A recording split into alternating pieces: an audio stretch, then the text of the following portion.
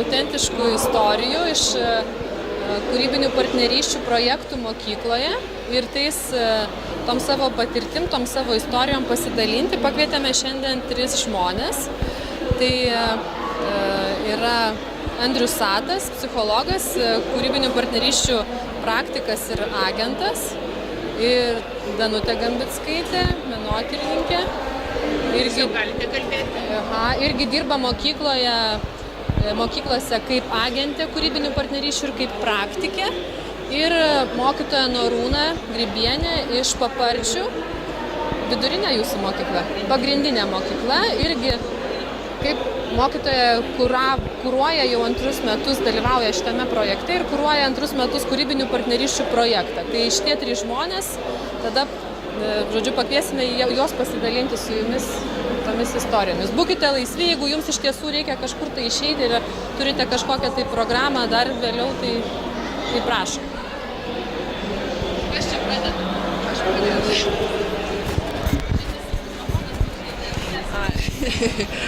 Gerai, tai mes taip su kolegom apsitarėm, kad galbūt pradėsim nuo tokių abstraktesnių dalykų, o jau kolegos tokius gal konkretesnius ar ne.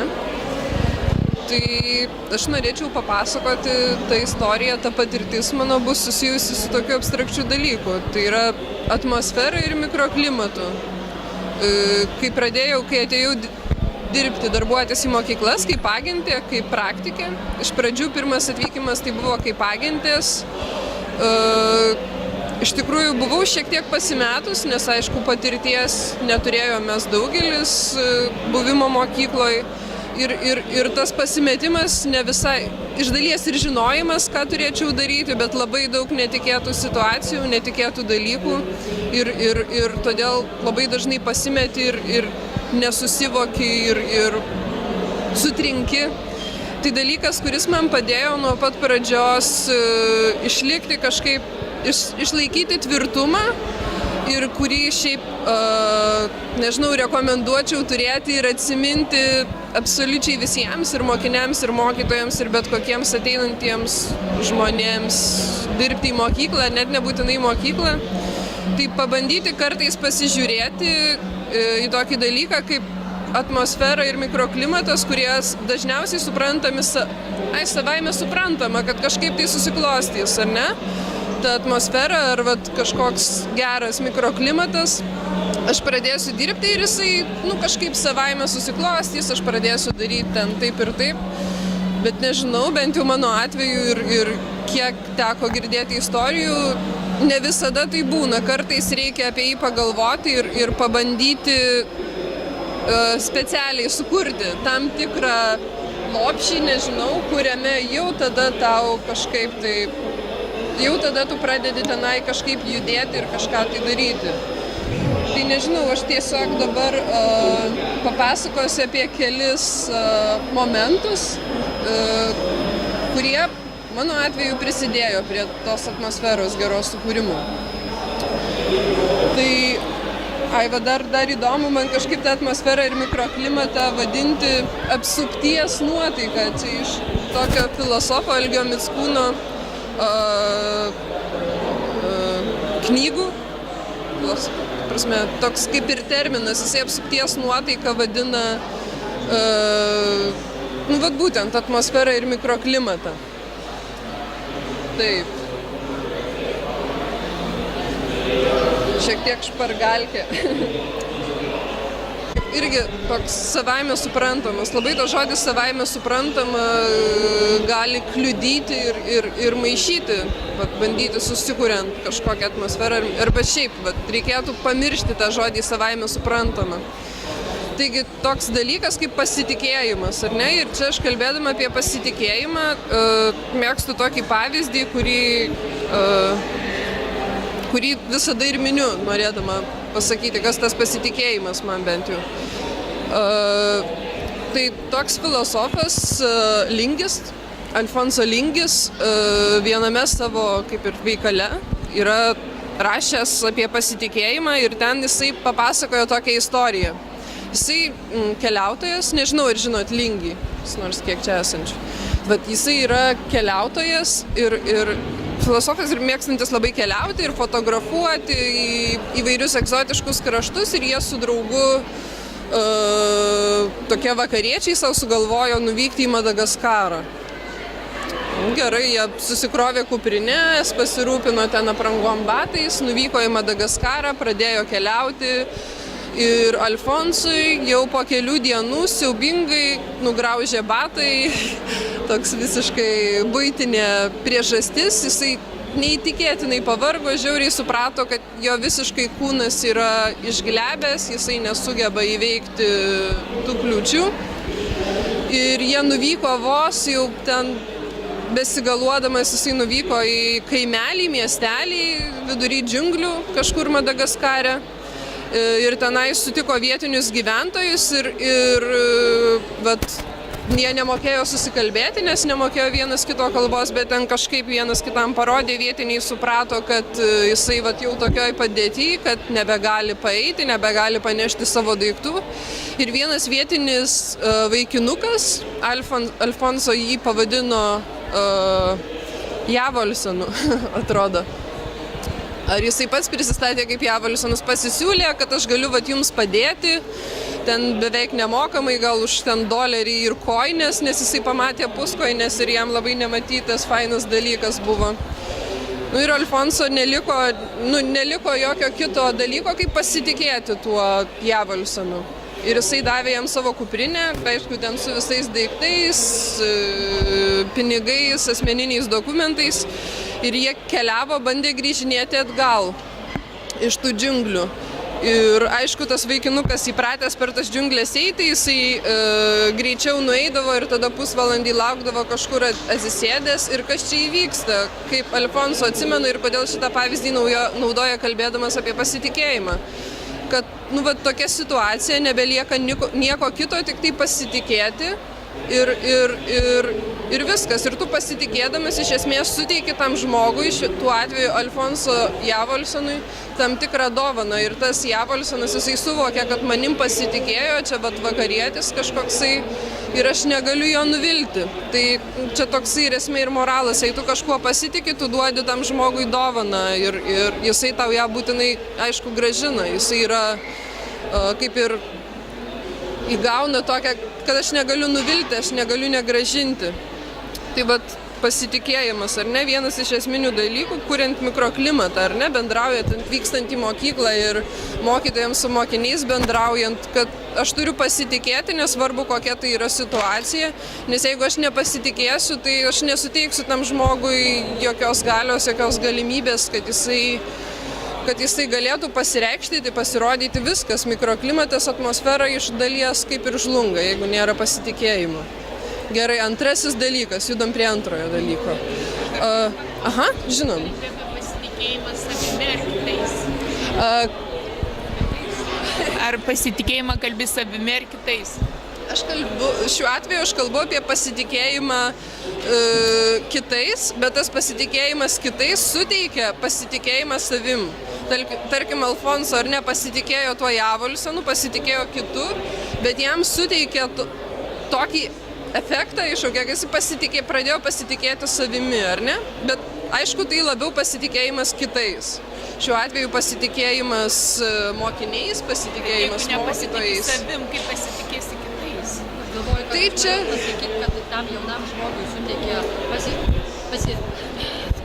jaunasis žmogus gavo pasitikėjimą kito žmogaus ir pradėjo savim tikėti. Kalba eina apie tą jaunąjį žmogų, kuriam Madagaskare suteikė pasitikėjimą kitas ir tas jaunasis žmogus gavo pasitikėjimą. Ar aš teisingai supratau? O tas, ta prasme, šiaip kaip dalykas, kaip pats ar ne, kaip pats tu atėjęs ar negali pasitikėti savim, jūs tą turit omeny, ar ne? Jeigu aš nepasitikiu savim, aš ir kitų negaliu pasitikėti. Nežinau, čia yra toksai... Ta misija tam jaunam žmogui, tai per tą misiją tas žmogus ir gavo tą pasitikėjimą. Bet psichologas gali paliūdinti, jeigu aš nepasitikiu kitu. Jeigu savim nepasitikiu, tai ir kitas man nekelia pasitikėjimą. Bet reikia atrasti tokį, kuris tau tavim pasitikės ir tada tu pradėsi savim pasitikėti. Man įdomu toj istorijoje tas momentas, kai tas keliautojas buvo priverstas pasitikėti. Ne, tai mes kalbam apie istoriją, bet ne apie dabartį, čia yra du skirtingi dalykai. Taip, manau, kad jeigu kalbant apie mokytoją ar ten tėvai ar ne, kai ugdo savo vaiką ir negali pasitikėti, nes nepasitikė savim, tai reikia ieškoti arba priežasčių ten, kodėl nepasitikė. Tai yra vienas kelias, bet ieškoti galima motyvų, kodėl aš turėčiau pasitikėti, sakykime, kitų žmogum. Arba savim, arba kitų žmogum. Ir tų motyvų yra. Jie yra racionalūs, kodėl verta pasitikėti. Nes, pavyzdžiui, šita konkreti istorija ir yra, man atrodo, labai įdomi apie tai, kad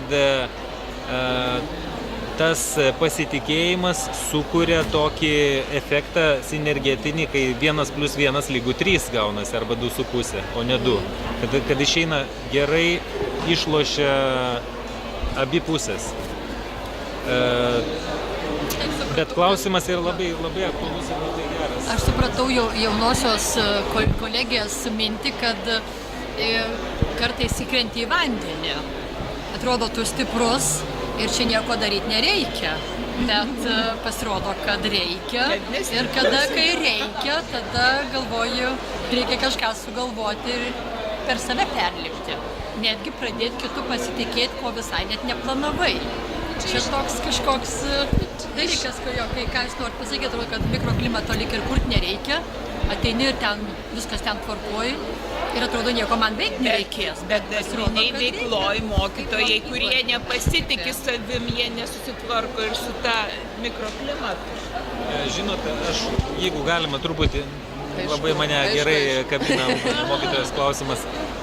Žodžiu, kūrybinėse partnerystėse, kas yra įdomu, kad mes tiek vadinami kūrėjai, kurie ateinam kaip desantas kažkoks į mokyklą, mes turime eilę tokią įrangos, kurią į mus suinstaliuoja mokymų metu kuratoriai. Ir vieną sekundę, reiškia, ir kas tai yra?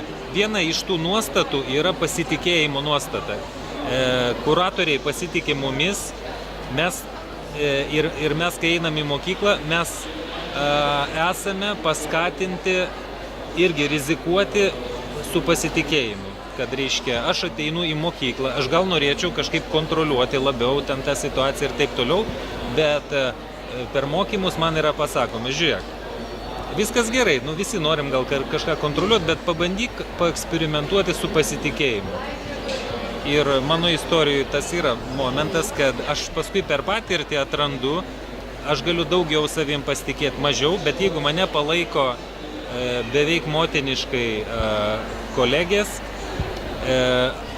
ir leidžia man rizikuoti, aš galiu susimauti, bet aš turiu erdvę klysti, tada aš esu laisvas eksperimentuoti. Ir jeigu man pasiseka, pavyzdžiui, tas pasitikėjimas pasiteisino, aš pamačiau, kad yra efektas ir žmonėms tas labai gerai tinka, tada aš jau turiu racionalų argumentą, kad verta pasitikėti nepriklausomai nuo to, kiek aš savim pasitikiu. Man nereikia pas psichoanalitiką eiti, sėdėti 5 metus. Aš galiu tiesiog iš patirties, turėdamas faktą, jau eiti toliau, rizikuoti, eiti toliau pirmin. Bet aišku, čia be palaikymo, be to fono, be komandos, ar kaip norit pavadinti, be bendraminčių, tas yra laiko klausimas, kada mes užgestame kaip vienas individas. Čia ko gero. Nes kažkaip viskas absoliučiai pasitikėjimas, į mokyklą pasitikėjimas iš tikrųjų nebesupranta. Taip, O labai mokytojo geras tai nieks nepalaiko, jūs čia Koks tas pavyzdys konkretesnis? Jeigu kolegė manęs nenušaus, Ne, tai aš galiu prašau, čia jums klausimas ir buvo. pasakyti. Na, sakykime,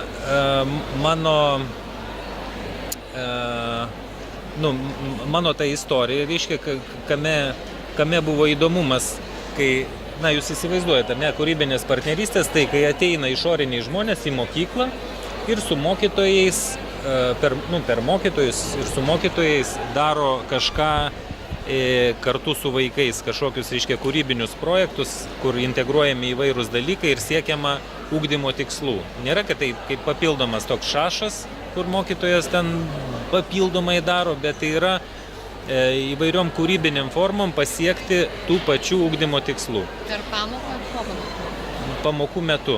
Aišku, su tvarkaraščiu labai lankščiai yra žaidžiama tada, kai atvažiuoja ten kūrėjai, visą dieną būna su vaikais, pavyzdžiui, ir tos pamokos kitos, kurios neįvyksta tą dieną, jos turi įvykti kitom dienom kažkada, ar ne?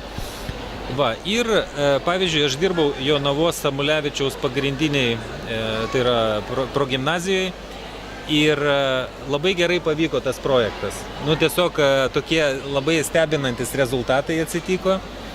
Ir prieš vieną pristatymą kuratorės paprašė, sako, būtų gerai pristatyti projektą per tai, kaip mokytojo ir kūrėjo bendradarbiavimas, kame suveikia, kad šitaip gerai gavosi. Buvo geras klausimas per praeitą tą. Buvo geras klausimas ir aš atsisėdau prie mūsų vertinimo formos, kur po projekto tiesiog žiūrim, kas pasikeitė, kad tai būtų maksimaliai objektyvu, kad nebūtų mūsų tiesiog įspūdžiai. Ir atradau įdomų dalyką, kad labiausiai mūsų projekte suveikė tam tikros nuostatos ir vertybių perdavimas, taip pat refleksijos metodo, tas įvaldymas geriau ir, aišku, nauji mokinių sudominimo būdai. Ir viena iš nuostatų, vat, ką kalbam apie tą pasitikėjimą, yra tas, kad, pavyzdžiui, nuo pirmo susitikimo su kuruojančia mokytoja, kuri yra iš mokyklos ir, sakykime, iš mokyklos pusės kontaktuoja jau su kūrybinėm partnerystėm, yra nuo pirmos dienos susitariama, kad žiūrėkit, darom viską, bendraujame maksimaliai atvirai, nieko nevyniojam į vatą, žodžiu, jeigu yra kažkokios problemas iš karto išsakom, nereikia nieko ten, reiškia, kaip sakant, vynioti į vatą, atseit, kad neišlys problemos, gal bus geriau. Ir šita atvirumo tokia ir pasitikėjimo vienas kitų geranoriškumu, tos nuostatos, jos tiesiog yra išsakomas, čia nėra jokios mistikos ir jokių abstrakcijų, tai yra tiesiog sakoma, kalbam viską atvirai, pavyzdžiui, jeigu kažkokios kyla abejonės, tai labai gerai, abejokim iki galo, būkim skeptiški, nes jeigu šitas metodas neveikia, reiškia ir neveikia. Ta prasme, jeigu jis negali veikti mūsų skepsio, vadinasi, su juo yra kažkas netvarkoj. Nežinau, ar atsakiau. Ta prasme, kad šitos nuostatos, jos yra atsinešamos, kaip sakant, tų žmonių, kurie ateina į mokyklą. Tas tinka, jeigu mokytojai nėra gynybiški, tas tinka, bet jeigu mokytojai yra gynybiški ir yra tikrai eruditai, tai tos nuostatos neveiks. Čia veikia toj paprastoj mokyklai, kur yra nuoširdus mokytojas, paprastas mokytojas, bet jeigu yra gynybiškas mokytojas, tos nuostatos nesuveiks. Gera pastaba, man atrodo, bet... Aš labai tą gerai žinau. Žodžiu, o aš matau labai paprastai ir pozityviai tokią galimą situaciją. Kodėl žmogus yra apskritai skeptiškas? Dėl to, kad jis turi tam tikrą patirtį. Ir aš buvau skeptiškas, sakykime, kai atėjau į kūrybinės partnerystės. Žodžiu, viskas prasidėjo nuo to, kad mano vienas draugas, jis yra aktorius šokėjas, vis paskambina man ir sako, tai kur tu, Tomai, buvai? Sako, čia tūsinau gerai, sako, o kur? Kūrybinės partnerystės, čia toks projektas mokykloje, buvau labai fainai, praleidau laiką. Vieną, antrą, trečią kartą, sakau, labai įdomu. Ir vieną dieną jisai man sako, yra galimybė, irgi, sako, siūsk CV ir žiūrėsim, kas iš to išeis. Tai va. Ir, aš pagalvojau, gerai, atvažiuoju ir pažiūrėsim, kas čia bus. Buvau skeptiškas, galvojau, kad tai yra kažkoks projektas, įsisavinami pinigai ir taip toliau. Buvau pakankamai skeptiškas. Žodžiu, ir praėjau mokymus ir taip toliau. Ir mokymo pabaigoje, paskutinę dieną, aš įsitikinau, kad gali būti čia viskas gerai. Ir galvoju taip, savo pastatau planą maksimum, kad man norisi gero projekto, man norisi, kad traškėtų mokykloje sienos, man galvoju, neįdomu niekas, jokios kliūtis ir taip toliau, važiuojam ir darom. Ir kas atsitiko su mokytojais? Kad šitam projekte žmonės dalyvaudami, jie arba pamato realiai, kad tai gali veikti per patirtį. Čia nereikia įtikinėjimo, geranoriškumo didelio, ten kažkokių jogos mokytojams su savim, kad save pertikinti, kad negali būti kitaip. Čia tiesiog reikia praeiti tam tikrus žingsnius, man taip atrodo, praeiti tam tikrus žingsnius, kur mokytojas galbūt gali įsitikinti, kad tokie metodai, tie kūrybiški vadinami, kad jie gali suveikti. Ir aš, pavyzdžiui, nuo pirmos dienos atvažiavęs į mokyklą sakau, kodėl yra prasmė dalyvauti šitam projekte mokytojui, nes mokytojas turi šansą pasilengvinti savo gyvenimą projekto pagalba, nes kitaip nėra jam prasmės mazochizmų užsiiminėti. Pasilengvinti gyvenimą kokia prasme? Jeigu mokytojas atranda būdus, kažkokius kūrybiškus, inovatyvius būdus išspręsti tam tikras problemas klasėje. Pavyzdžiui, mokinukai sėdi, tokie, nieko nenori daryti. Mokytojas sako, šitą nemotyvuota klasė, nieko nenori. Ir ką daryti? Ir žiūrim, pradedam, projekto metu mes galime gilintis į priežastis. Ir mokytojai ima eksperimentuoti su įvairiais požiūriais, su įvairiais būdais, prieimais ten, su ta klase ir žiūri, kažkas suveikia, kažkas galbūt nesuveikia. Ir mokytojas yra laisvas eksperimentuoti, klysti ir taip toliau. Ir paskui mes susitinkam ir sakom, ar lengviau, kad dabar nereikia kovoti ir drausminti tų vaikų? Lengviau, o iš kur tas lengvumas atsiranda? Pavyzdžiui, gali būti net elementarūs tokie dalykai, kaip, pavyzdžiui, tenka stebėti pamokas, kad vaikai 20-30 minučių jiems viskas yra gerai, jie gali sėdėti ir yra darbingi.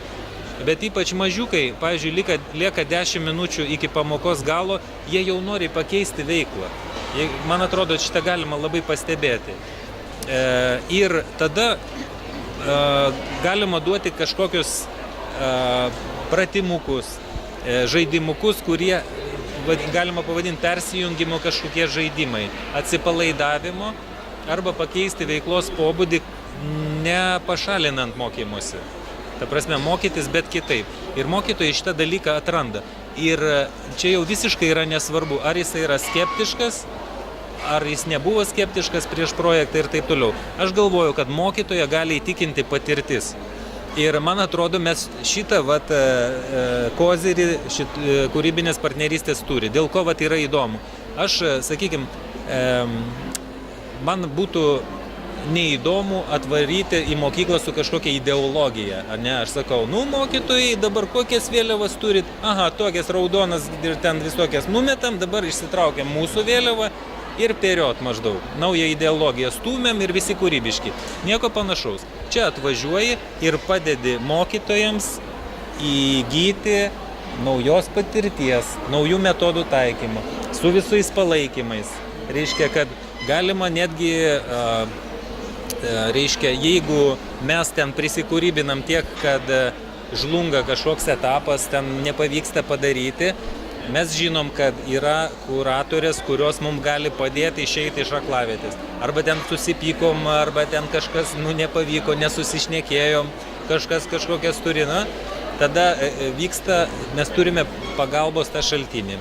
Ir šita sistema yra įdomi, gera. Aš turiu klausimą. Tai vis dėlto, kokias mokyklas pasirenkat, pavyzdžiui, jeigu aš norėčiau pasikviesti jūs, tai jūs atvažiuotumėt?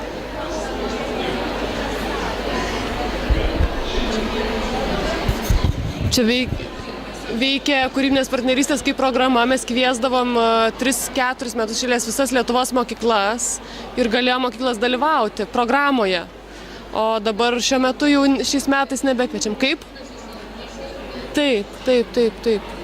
O dabar toliau, kadangi projektas tas pirmasis jau eina į pabaigą šiais metais, tai toliau žiūrim, ką daryti, kad toliau galėtų mokyklas panašiai bendradarbiauti su kūrėjais. Bet čia esmė yra, kad šiuo metu tai būdavo mokyklos didelis įsipareigojimas dalyvauti mažiausiai metus tokioj intensyvioj pokyčių programoj. Tai va. Aš pirmą kartą girdžiu apie kūrybinės partnerystės, aš tik iššokau tiesiog Jo. Čia pas juos buvau ten, tam kur filmą žiūrėjom ir ten tokią kūrybinę užduotį darėm.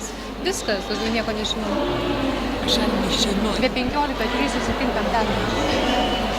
Gerai. Nu, tai užtat ir klausiu. Žodžiu, šitas reikalas yra geras.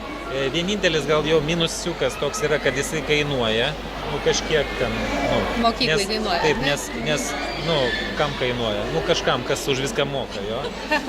Ministerijai ten, reiškia, nes Mokesčių mokėtojams. reikia, kad atvažiuotų žmonės iš išorės ir duotų naują impulsą realiai. Ir kiek jūs mokyklai. gyvena tada ten su mumis? Mes metų Dalyvauja, pavyzdžiui. Bet programa mokykloje metus vyks viena klase, sakykime, ar ne? Jeigu man problema su viena klase, tai man nereikia gal, ar kaip čia, jūs atvažiuosit vieną dieną ir viso gero, ar kaip čia? Bet jūs vis važinėsit vis vieną dieną, paskui kitą dieną, paskui vėl trečią dieną. Keletą mėnesių vyksta tas važinėjimas. Reiškia, žmonės atvažiuoja. Iš pradžių atvažiuoja agentas, įvertina situaciją, ten paruošia rėmus projekto, tada atvažiuoja praktikas, jau koks nors ten aktorius, režisierius ar kažkas tokio. Jis įeidinėja, įneša jau savo kažką mokytojams, pasidalina. Ar jūs turite Šiauliuose? Nes mes esam gimnazija, mes nesam mažiukai, mes esam nuo... Mes nieko nebijom. Nieko nebijote, ne? Dideli tinka. Kas taip? Jovaras dalyvauja? O, kaip būtų galima pasiklausinėti ten, kaip jie ten ką, ar ne? Paprašykit, jie tiesiog patys paprašykit pas jūs, jie patys pas jūs į mokyklą atėję, tokius kaip mokymus pravesti gali ta pati Jovaro mokykla, tie mokytojai, kurie dalyvauja projekte. Tiesiog susitarkit ir jie patys ateis visiems mokytojams papasakos. Nes jeigu jūs nežinot, aš taip suprantu, kad ir daugelis jūsų Daugelis mokykloje nežino, nežino. tikrai nežino. Jo, čia yra labai gera mintis, nes tie žmonės, kurie pradeda dalyvauti šitam projekte, jie yra kaip skatinami ir suinteresuoti skleisti tą patirtį, ar ne? Ir man atrodo, čia labai gera mintis yra. Iš tikrųjų, mes dabar patys, aš esu iš Kaišiadorių rajono Paparčių. Iš Kaišiadorių rajono Paparčių pagrindinės mokyklos esu kuruojanti mokytoja. Būtent tas tarpininkas tarp agento, kūrybos praktiko ir tarp kolektyvo. Ir pas mus projektas taip pat labai pavyko ir mes jau 2 metus dalyvaujam šiemet iš tikrųjų. Ir pati pradžia nebuvo labai paprasta ir pas mus. Kadangi aš esu pati priešmokyklinio ir neformaliojo ugdymo pedagogė, pas mane darbas vyksta veiklomis.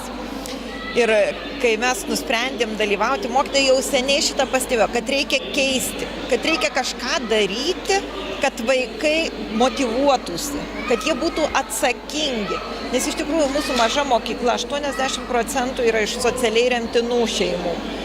5% mokinių yra iš globos namų. Tai yra pats kontekstas yra sudėtingas. O dar kur tos šeimos, kurios, sakykime, yra rizikos šeimos, kaip kaime. Ir iš tikrųjų tas pats kontekstas verčia mus apskritai kitaip žiūrėti į ugdymo procesą. Ir mokytojai patys jau seniai galvoja, kažką reikėtų keisti. Yra būtent kūrybinių partnerysčių projektas. Tai buvo ir yra ta erdvė, kur mokytojas gali eksperimentuoti, bandyti ir nebijoti klysti, pasitaisyti ir keistis. Ir, sakykime, mano pats tas darbas, kaip kuruojančio pedagogo, mokytojo, tarpininko, tai ir buvo suburti mokytojų grupelę pradžioje, kuri iš mąstymo pereitų į praktiką. Ir mūsų agentė buvo Radvilė Šumilė, praktiką mes turėjom kino ir teatro aktorių Darių Petkevičių. Iš tikrųjų gavosi labai puiki grupė, kuri mes net nesitikėjom, kad pasieksim tokių rezultatų, kokius iš tikrųjų gavome rezultatus. Ir puikiai, aišku, iš pradžių ta pati mokytojų nuostata. Ir kam mes čia tą darom, ir kam čia mums to reikia. Dar vienas projektas ant mūsų galvos, dar 100 ir milijonas darbų, kurių reikia padaryti. Nes iš tikrųjų dirbti daug reikėjo. Ir patikėkit, mani mokytojai pirmą mėnesį nebuvo patenkinti. Buvo, aš prisimenu, kai atvažiavo agentė, ji nesusikalbėdavo su tais mokytojais, nes praktiškai mokytojų ta plokštelė buvo ta pati kiekvieną kartą atvažiuoja, atrodo, lyg jau mes pajudam kažką veikti ir vėl grįžtam į pradinį tašką. Bet mažai žingsneliais judėdami, mūsų būtent projektas ir tyrinėjimo sritis, tai buvo savęs pažinimas per teatrą, tai yra atsivėrimas, bandymas pažinti savo stipriasias ir silpnasias pusės ir visą tai pritaikyti ugdyme, tai motyvacijai gerinti. Ir būtent teatras, kadangi teatras tai yra, kaip mes ir kalbėjom ir su mokytojais, ir su Darium Petkevičium, kad tai yra galimybė būti savimi aktoriaus pozicijoje. Tai yra praktiškai tu įgyvendinamas kažkokį veikėją, dažniausiai įgyvendini ir atskleidi save. Ir būtent tie mokiniai, kurie dalyvavo, tuo metu dalyvavo 6 klasė, tai yra 15 vaikų, kurioje 5 mokiniai yra programas turintys mokiniai. Vienas iš jų buvo visiškai neskaitantis, iš tikrųjų. Taip, jie ir buvo tikrai labai sudėtinga mokytojams dirbti. Ir patikėkit manim, metų pabaigoje tas vaikas pradėjo skaityti, nes jam atsirado erdvė tai daryti. Grupė pradėjo išlaukti, kad jis bent tą žodelį perskaitytų, nes iš pradžių, kaip būna reakcija į tokį mokinį. Iškart triukšmas, ten numojo ranka, tu nemoki, tu nedarysi visą kitą. Ir tas betarpiškas buvimas, nes iš tikrųjų pas mus mokykloje... Geranoriškumas labai didelis. Iš tikrųjų, taip.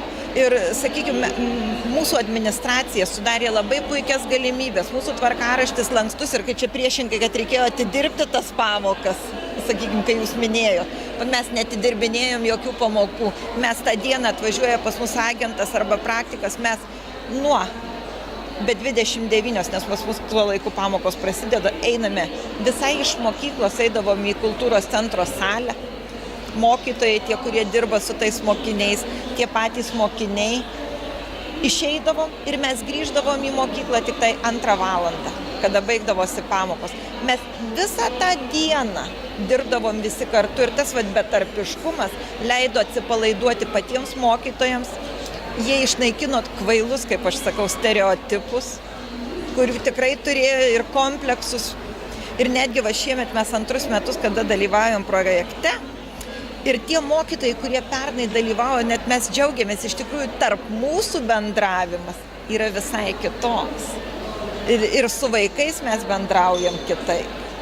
Tie mokytojai, kurie prisijungė ir dalyvavo ne visada, retkarčiais prisijungdavo ten į mokytojų sesijas, kartais ateidavo į tą salę, jie bendrauja šiek tiek kitaip. Jie yra mokytojai, bet ne žmonės. O dabar, sakykit, jūs išvažiuojat, mokykloje pasilieka ir tęsiasi kažkas tokio, ar vėl išvažiavo, kaip ten, išvažiavo į teatras ir viskas, ir visą gerą.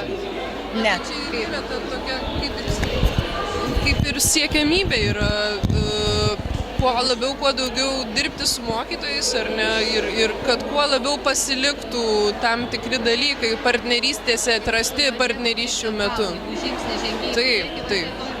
Taip. Tai yra ir tokie dalykai kaip mokytojų klubas, ar ne, kurį partnerysčių metu labai ten siekiam ir agentai ir praktikai atvykę sukurti. Ir kad pasiliktų, kad mokytų. Ir nemažai yra ir istorijų, ir kad daugelį mokyklų ir pasilieka iš tikrųjų. Gal, bet irgi jūs. Dabar jeigu tai parvežti tą mintį į mokyklą, tai reikėtų, čia pavaduotojai yra mūsų irgi atvažiavus, tai reikėtų siūlyti, nuo ko čia pradėti. Tiesiog mes galim pasikeisti kontaktais. Aš puikiai galiu, kaip kuruojanti projektą pedagogė, su savo mokytojais, kurie dalyvavo projekte ir kurie šiemet dalyvauja, mes galim atvažiuoti, pristatyti. Mes turim filmuką praktiškai, jis 6 minučių 7 yra, bet jis parodo visą mūsų istoriją, nuo pradžios, ką mes veikiam, iki pabaigos. Tai yra, kaip vaikai pasikeitė. Mes galim papasakoti metodus, pristatyti, tiesiog galim kontaktais pasikeisti. Kažką tokio, kad jeigu jūs sakot, kad iš tikrųjų keitėsi ir, kaip, visi nori, kad kažkas keistųsi mokykloje, kad jau viskas, jau šitaip nebeišeina. Bet reikia juos ir paruošti egzaminui. Daugelis mokytojų labai prieštarauja ir sako, jeigu mes žaisim, čia egzaminams viso gero.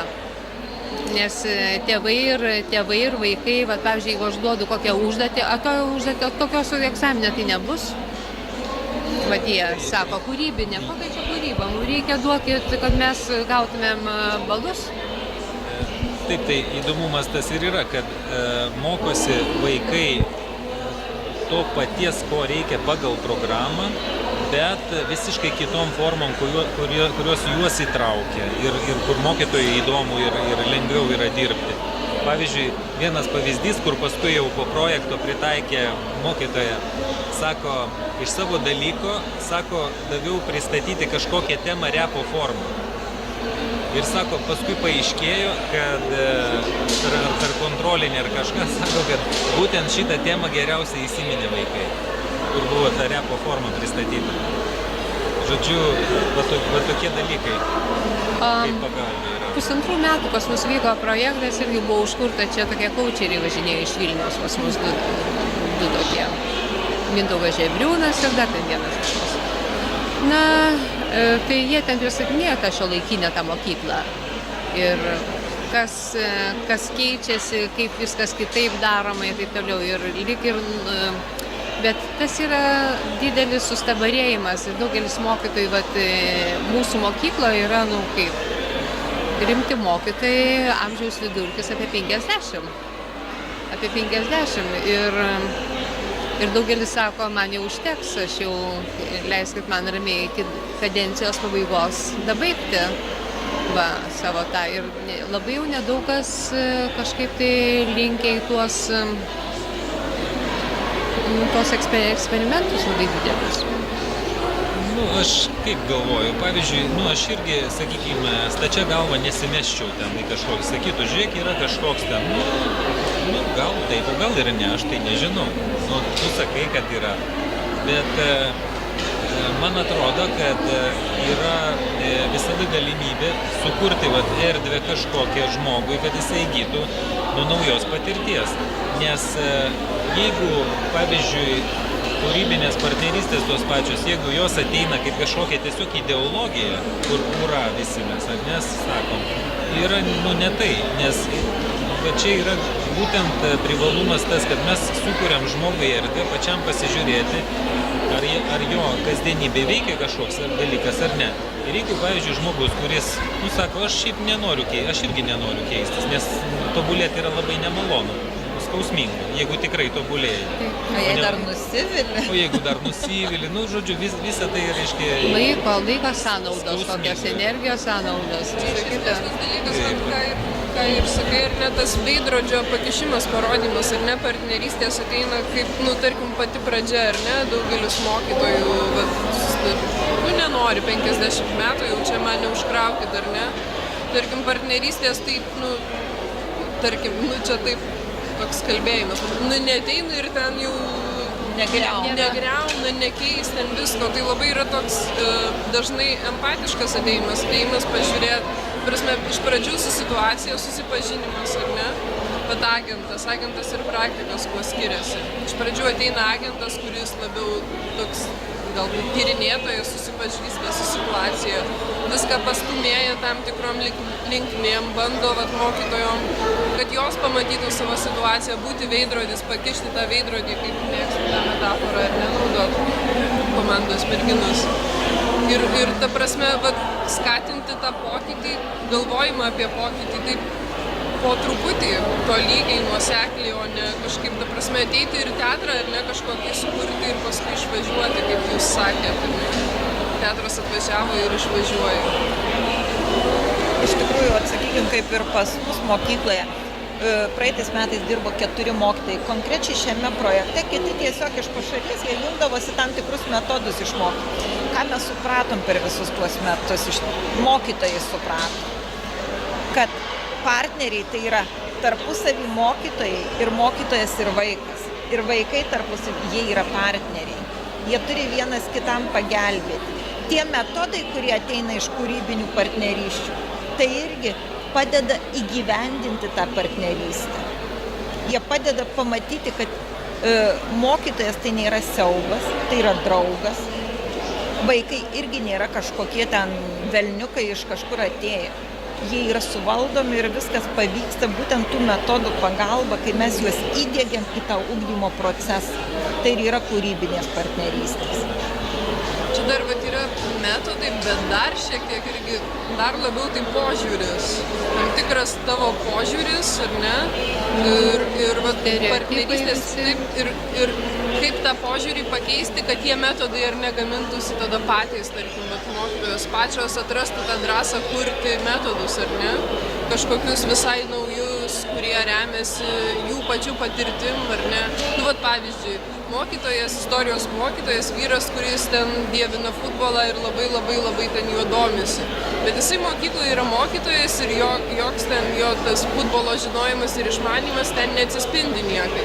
Kodėl jisai negalėtų pasinaudoti, tarkim, tą savo hobių, kurį jis labai išmano, jam tiesiog aistringai myli, ar ne, ir kaip nors nesujungti tų patirčių dviejų, tarkim, savo istorijos dėstymą su galbūt tam tikrais ten futbolo kažkokiais niuansais, kaip, tarkim, komandos kūrimu, ar ne, dar kažkuo.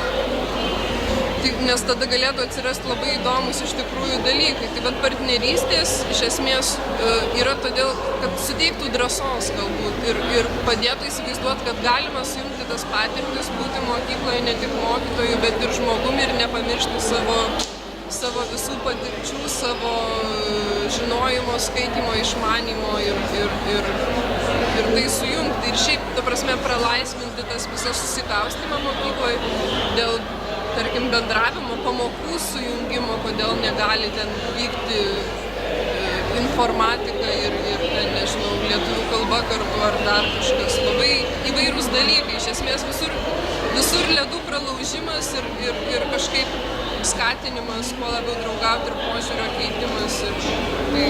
Tiesiog gerai yra pasakyta, negali pakeisti situacijos, pirmiausia, keisti požiūrį į tą situaciją, pasižiūrėk kitų kampų. Turbūt aš tai galvoju, ką čia, ir tas, ką jūs paklausėte, tas egzaminai ir tas kūrybiškumas, tai iš tikrųjų daugam, čia yra viena didžiausių problemų, kodėl, kaip žmonėm kyla tas klausimas. Tai man atrodo, kad tas ruošimasis egzaminams yra suprantamas, kad vienintelis yra būdas pasiruošti, sėdėti, skaityti knygas ir atsakinėti ir ten rašyti kontrolinius. Bet čia mes ir dirbam, mes nekeičiam, ką reikia mokytis, mes dirbam su to kaip. Ir tada galvam, kad kaip padaryti, kad iš tikrųjų žmogus suvoktų tam tikrą temą, ar tam tikrą reiškinį, ar istorinį kažkokį tai kontekstą ir panašiai. Tai čia mes dirbam su kaip ir išplečiam visą įvairovę, kad tu gali sėdėti, tu gali stovėti, tu gali klausinėti, tu gali su kitais kažką tai kartu kurti ir per visą tai tu suvoki. Tu ir žinias įsisavini ir tu suvoki, kaip jos praktiškai pritaikomas ir kaip jos susijungia su kitom. Čia yra tie dalykai. Bet čia nuo 15 metų, kaip jūs čia sakot, vėl jungsis kitos mokyklos, ar kaip čia yra? Nežinom šiuo metu, kaip bus, ar mūsų politikai apsispręs, kad tokia programa turi toliau veikti. Tai šiuo metu atviras klausimas, bet jaučiam, kad labai, kad poreikis tam yra, tai tikrai